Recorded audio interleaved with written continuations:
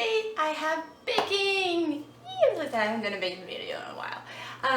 Mainly because it's been so hot here. I haven't wanted to really bake, but I finally have a cool day today to bake, so it's nice.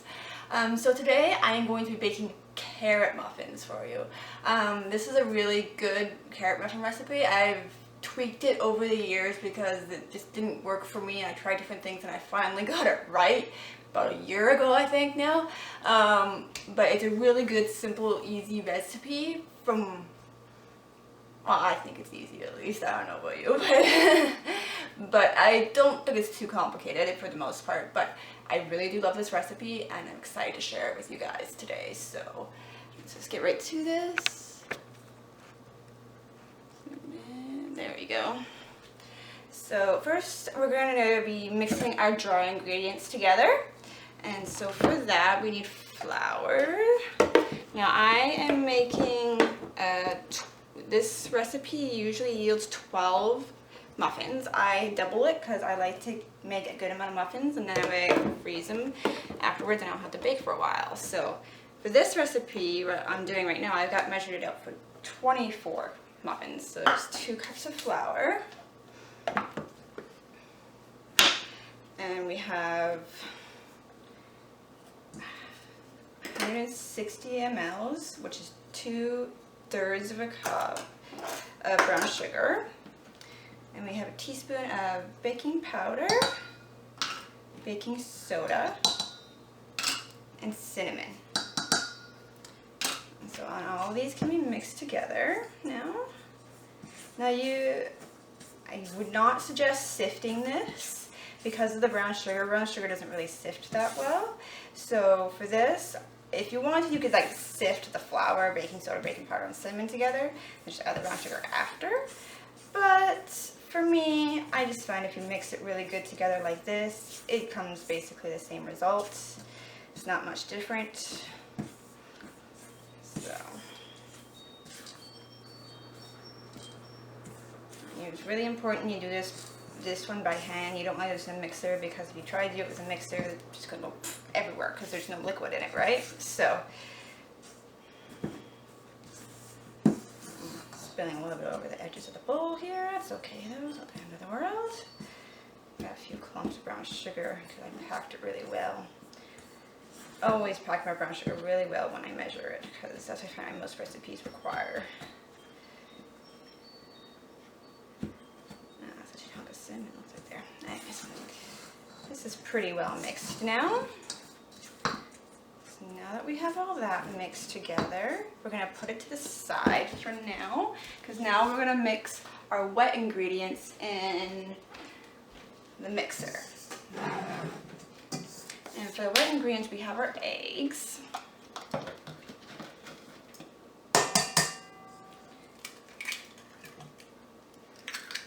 Eggs.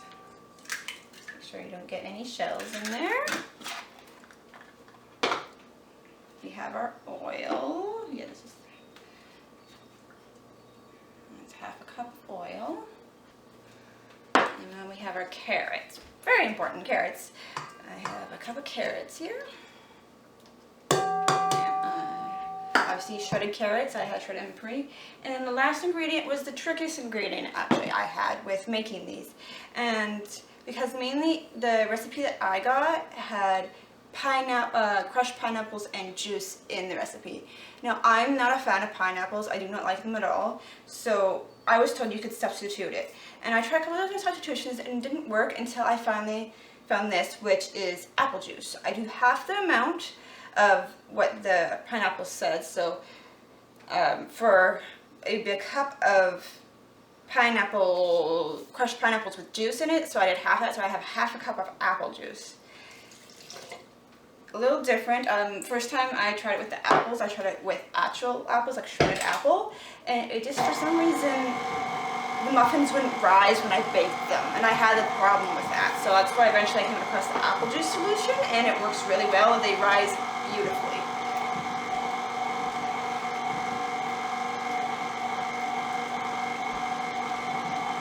My little mess here. Make sure that's all good and mixed, those ingredients. And as this is mixing, I'm just on a low speed. I'm going to slowly add the dry ingredient mixture.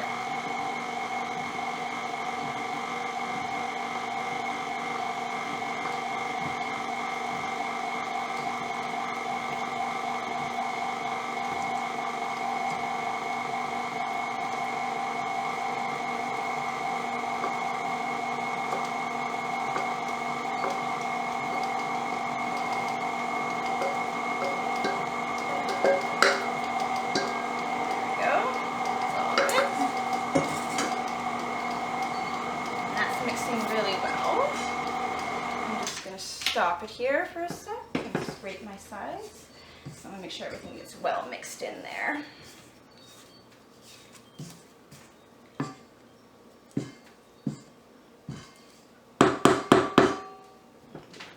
Alright, start that again. While that's mixing for a minute or two, I'm going to get my muffin pans out. I forgot to grab them.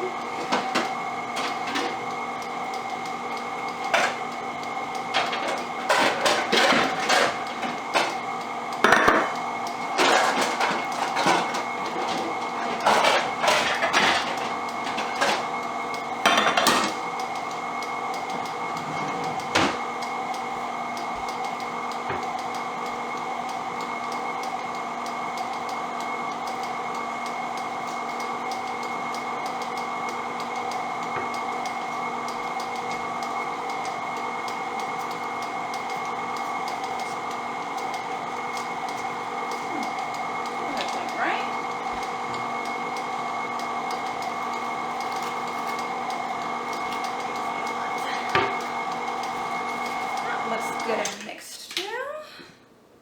Oh yeah, really good and mixed there. I'm just gonna grab my scooper because I also forgot to grab that. I thought I had everything ready when I started, but apparently not.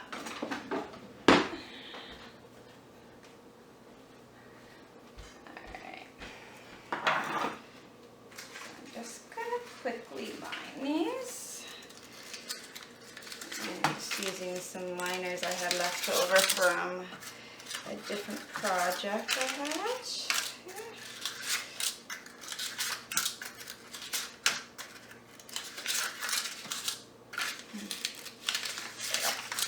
Another thing you could do if you don't have any liners on you, if you have like one of those spray like Pam kind of thing. I use Pam. I know there's a million brands which are the same thing basically, but if you have anything like that, you could use that and just spray the cupcake pan. Okay, I don't know what that stuff is. That looks like just powder from the flour there.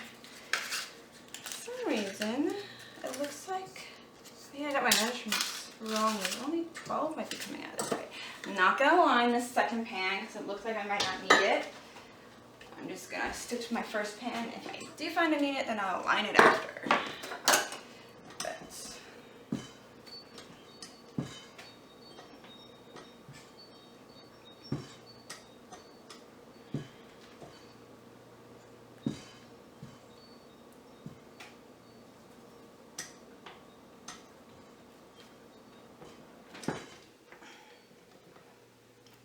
there we go.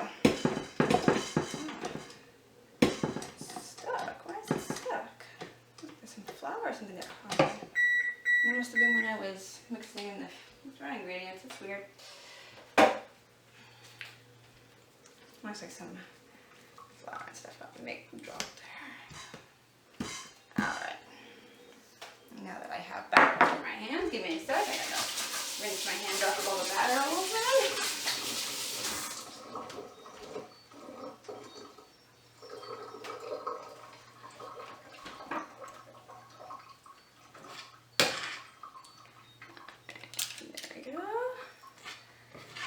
As always, I just use a large not cookie scoop, it's more of an ice cream scoop. But I'm going to scoop it into the liner. Yeah, I think I only get 12 liners. So I was just taking what I said earlier. This double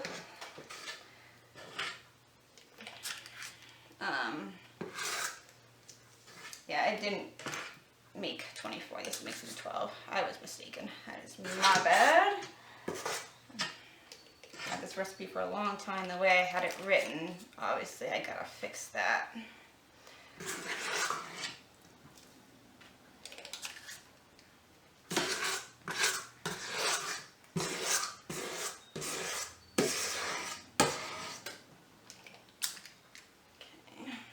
Scrape the remainder of the bowl into the last liner. So yeah, so this portion's amount that I made today makes 12. So if you wanted 24 out of it, you'd have to double what I did. I will have the recipe in the description below for anybody who would like it.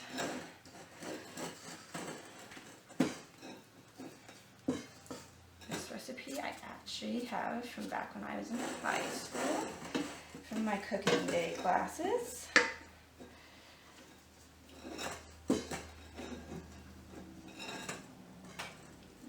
Like this recipe.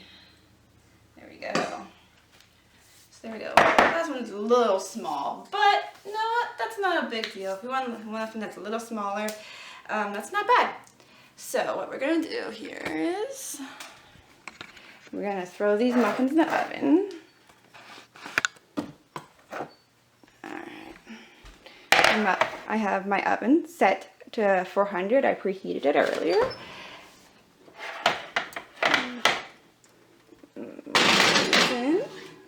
And now these have to bake for 15 to 20 minutes. So we're gonna let them bake and we'll be right back. All right, there goes the timer. These are done. I had checked them earlier and they needed a few more minutes still, but now I'm pretty sure they're done. Ooh, look at these. Oh, they look delicious. Ooh, I'm so excited. So that's pretty much it. You just want a little light browning on the top. But other than that, that's pretty much the color and everything you want for them. That's nice to see how beautifully they rose. Oh, that's beautiful. All right, those are good to go. You just gotta let them cool, then you can take them out and you go ahead and eat them however you like it. You can freeze them. I like to wrap if I make a lot of muffins, that's what I usually make a double recipe. I'll wrap a bunch of them and then freeze them, and then just take one out as I need them. And that works really good too, and they taste about the same. Unless you leave them in the freezer for months and months, then you might be a little freezer burnt. But for just a couple of weeks or a month, it should be fine. If you wanted to do things that way, if you wanted to just make a big batch and freeze them, so you can just eat them as you want. But other than that, that's it. Thank you for joining me today. Remember to hit that like and subscribe. I will put the recipe in the description below for anybody who wants it, and ask me any questions in the comments below if you have any. Thanks for everything, and